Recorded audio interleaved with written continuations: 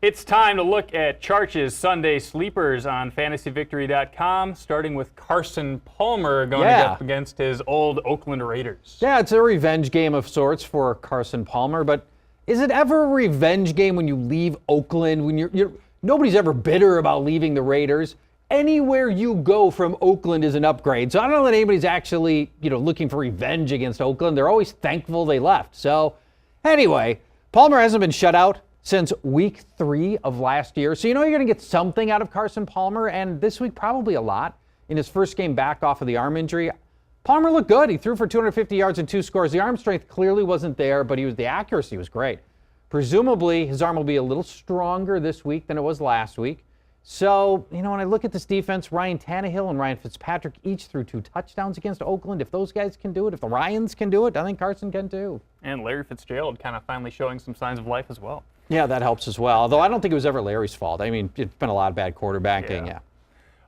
Justin Forsett really broke out last week, but you like Lorenzo Taliaferro as a sleeper in St. Louis. I do, as he goes up against Atlanta. No team has allowed more rushing touchdowns than the Falcons. That's 11 rushing touchdowns in 6 games.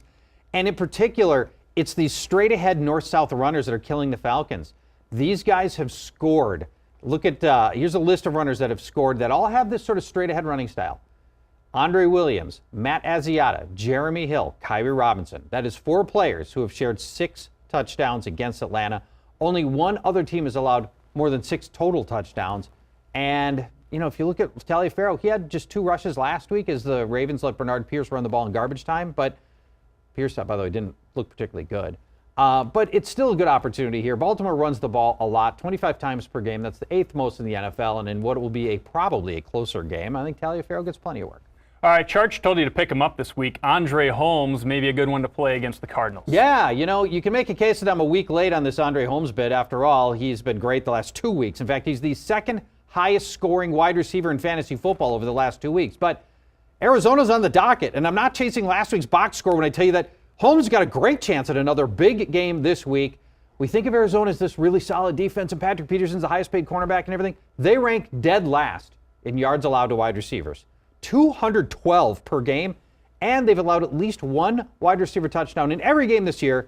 Meanwhile, Derek Carr looking oddly functional, something we haven't seen in Oakland since AOL was selling dial-up minutes. So let's try Andre Holmes.